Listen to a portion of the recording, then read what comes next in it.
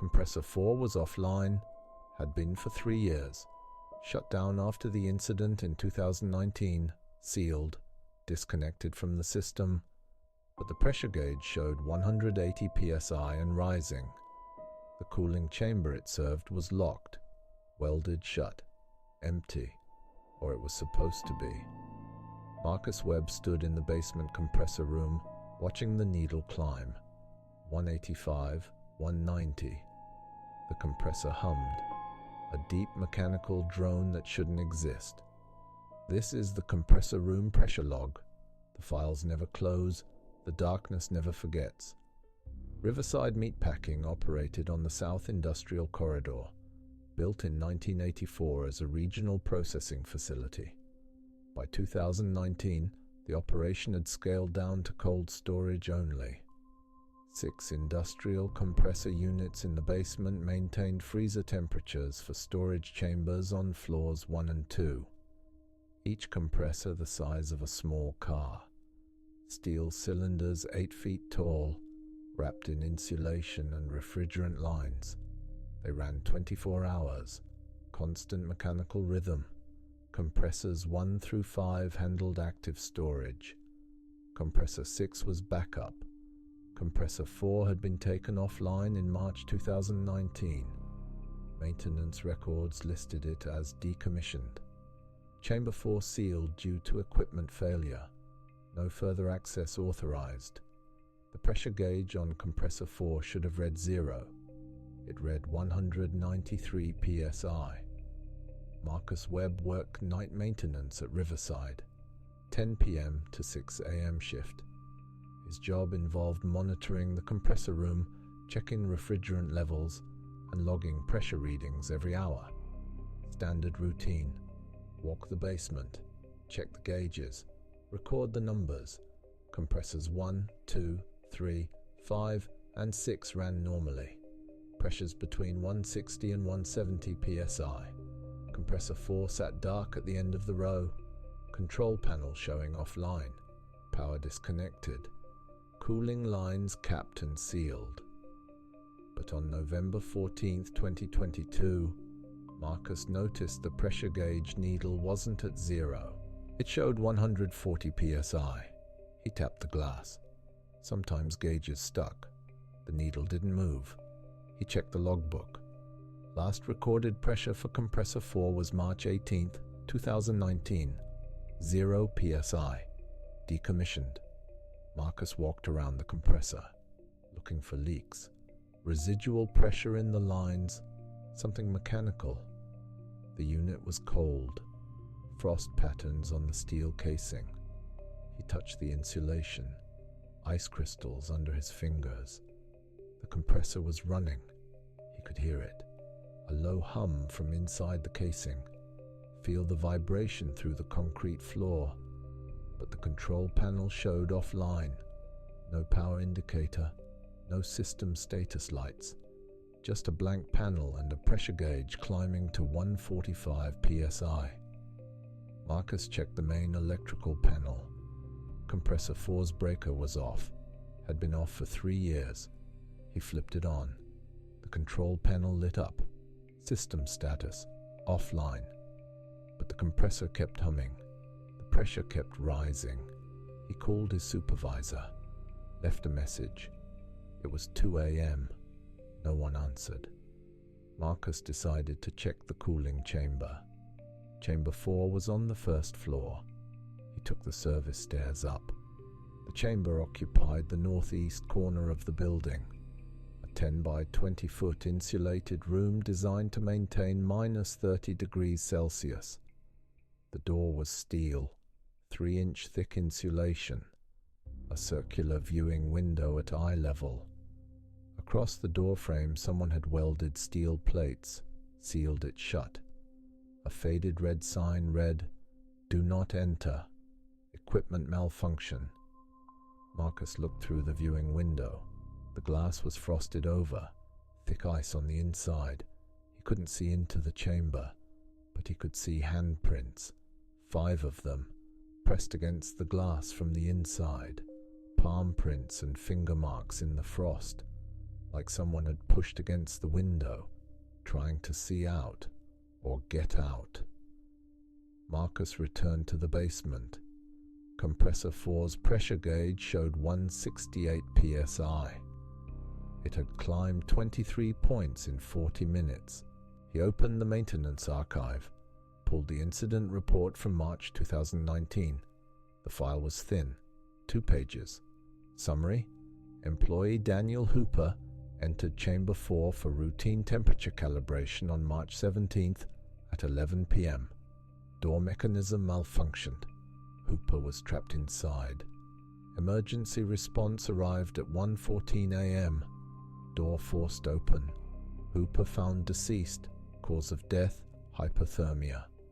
Chamber temperature recorded at -38 Celsius. Body removed to county morgue. Chamber decommissioned pending investigation. The second page was a handwritten note from the responding supervisor. It said, body temp was 98.6. Normal, not frozen, not cold, warm. Marcus read it twice. A man trapped for over 2 hours in a chamber at -38 degrees. His body should have been frozen solid. But the note said warm, normal temperature. He looked at Compressor Four. The pressure gauge read 175 psi, rising faster now. The hum from inside the casing was louder, a rhythmic pulse, like breathing. Marcus checked the temperature readout for Chamber 4 on the main monitoring panel. The display showed error. He switched to manual probe, pulled the remote sensor from its mount, and walked back upstairs to Chamber 4. The door was still sealed, the handprint still visible through the frosted window. He pressed the sensor probe against the door's external surface.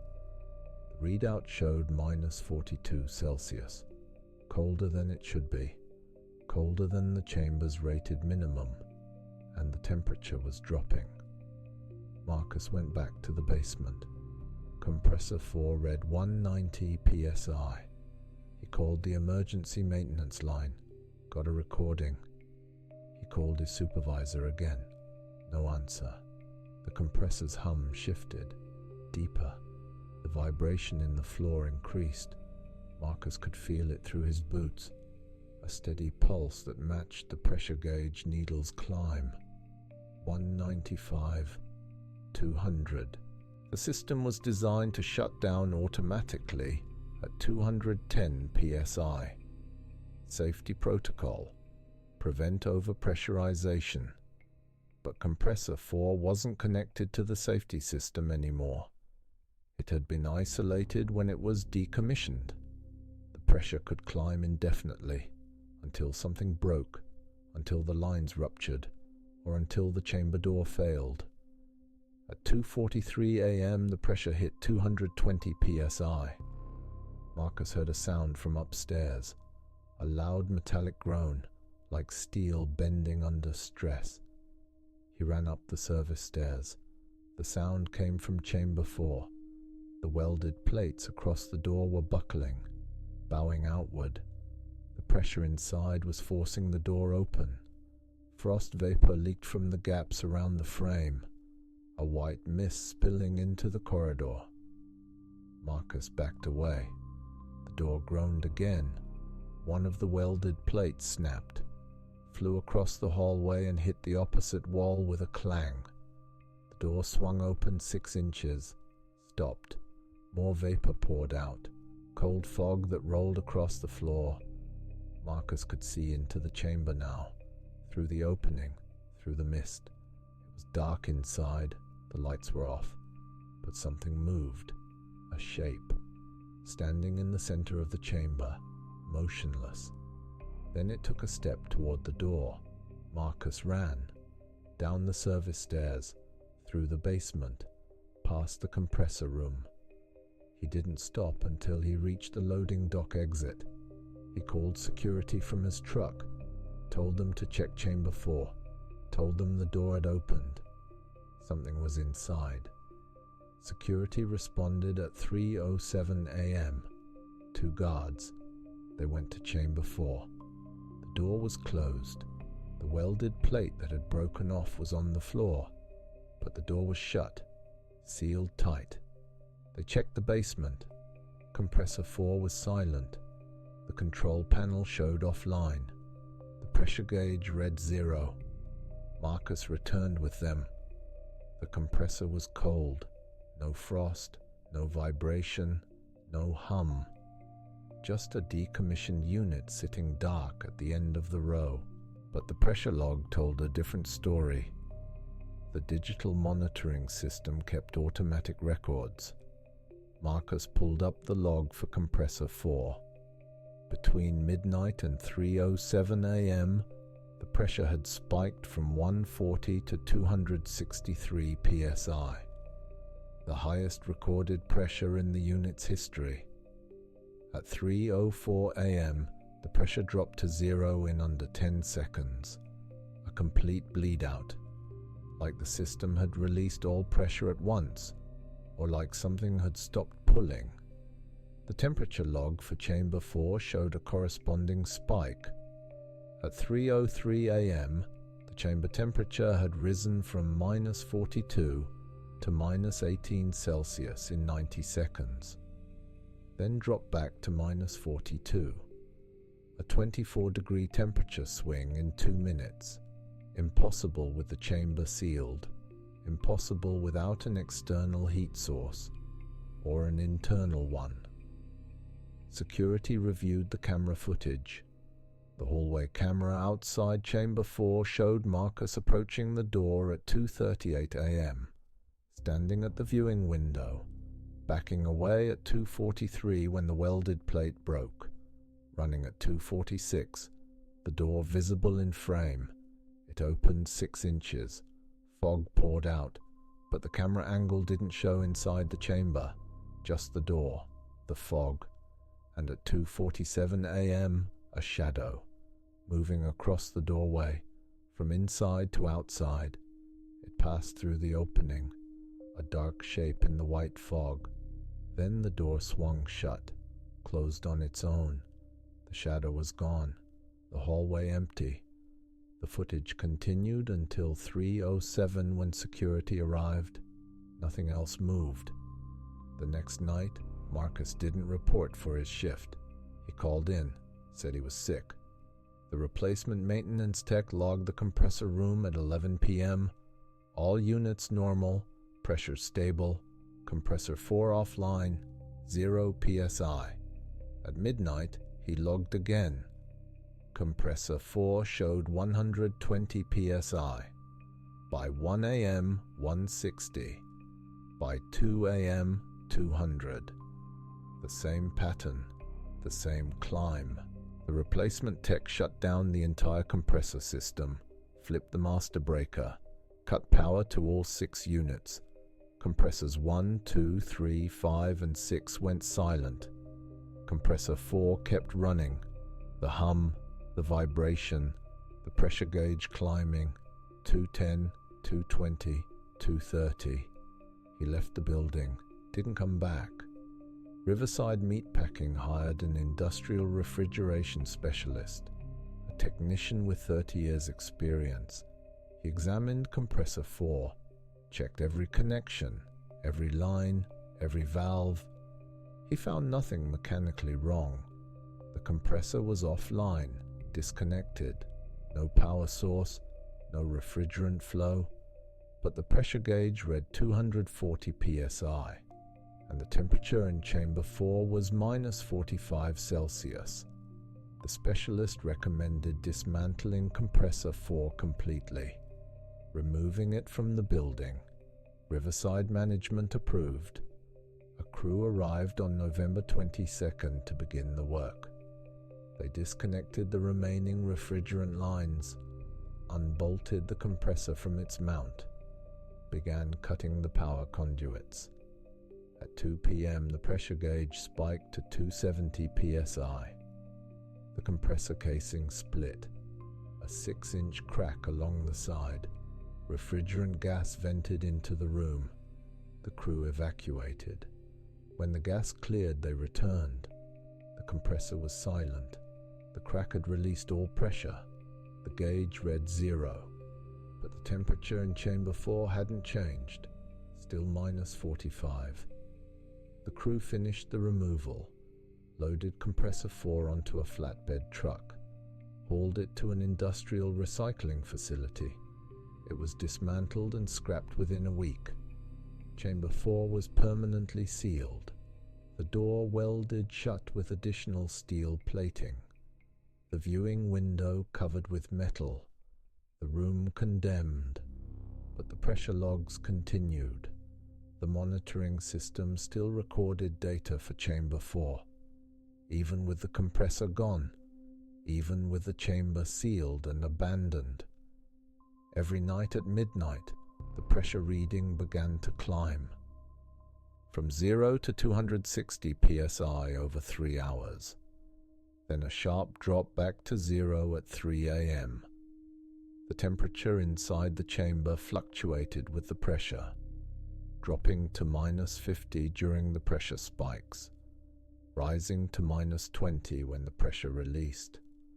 Riverside disconnected the monitoring system, removed the sensors from Chamber 4, deleted the chamber from the database, but the readings persisted, appearing in the logs, phantom data from a unit that no longer existed, monitoring a chamber that no one could access. Marcus Webb never returned to Riverside Meatpacking. He works in HVAC now, residential systems, thermostats and furnaces. Nothing industrial, nothing with compressors. He doesn't go near cold storage facilities, doesn't work night shifts. He still has the incident report from March 2019. The note about Daniel Hooper's body temperature, 98.6 degrees after 2 hours at -38 Celsius. Warm, alive, warm. Marcus thinks about that, about what it means, about what could keep a body warm in a chamber cold enough to freeze human tissue solid in minutes, about what that thing might want, about what happens when it gets out. Chamber 4 at Riverside Meatpacking remains sealed. The building still operates. Different company now, different name. But Chamber 4 sits empty behind its welded door. And every night at midnight, employees on the first floor hear sounds from inside. A low hum, mechanical and rhythmic, like a compressor running. And frost forms on the door, ice crystals spreading across the metal surface. Handprints appear in the frost, 5 of them, pressed against the door from the inside. The same prints that were on the viewing window, but now they're on the outside, on the hallway side of the door, like something is reaching through, like something that was trapped inside has learned to move, to wait, to leave marks where people will see them, where people will know. Something in Chamber 4 is still there, still cold, still waiting for the pressure to build again, for the door to open, for someone to step inside and feel what Daniel Hooper felt in those last 2 hours. The cold that doesn't freeze, the warmth that doesn't save. This has been the Compressor Room pressure log. The files never close, the darkness never forgets.